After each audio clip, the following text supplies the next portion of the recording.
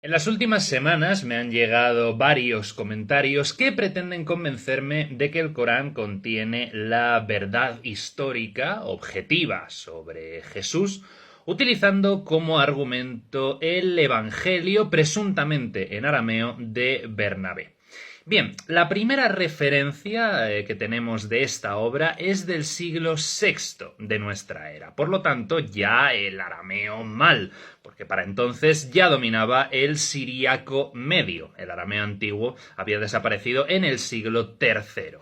Segundo, de ese siglo VI solamente conocemos este evangelio por su nombre, ya que aparece en el Decretum Gelasianum, que es un listado cristiano de obras apócrifas. Pero no hay nada, ninguna referencia anterior al siglo VI, y de esa referencia solamente tenemos el nombre, no hay ni un solo fragmento de texto, solamente se le menciona en ese escrito. Habrá que esperar al siglo XVIII, ni más ni menos, para que se empiece a dar cierto bombo en algunos círculos de orientalistas y teólogos a dos manuscritos que se presentan como el Evangelio de Bernabé. El problema es que uno está escrito en italiano y el otro en español, y ambos están fechados a finales del siglo XVI, principios del XVII.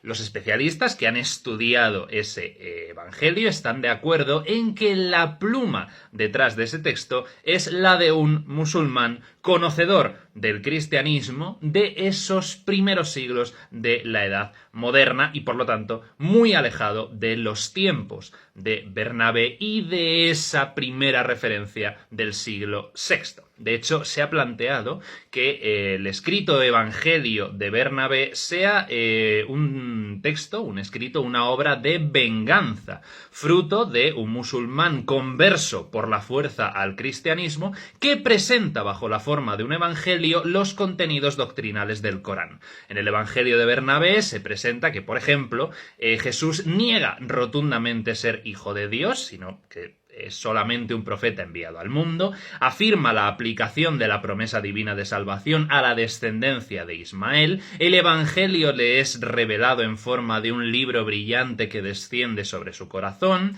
establece las abluciones y la circuncisión como condiciones fundamentales del creyente, no padece ningún tipo de tormento ni es crucificado, sino que el traidor Judas ocupa su lugar y niega tajantemente ser el Mesías anunciado por las Escrituras, refiriéndose a sí mismo como un mero anunciador de ese Mesías que sería Muhammad, a quien Dios ha predestinado para ello desde siempre. Entonces, claro, con todo esto, pues nos sorprende que algunos musulmanes utilicen este evangelio de Bernabé de, insisto, finales del XVI, principios del XVII, para hacer proselitismo.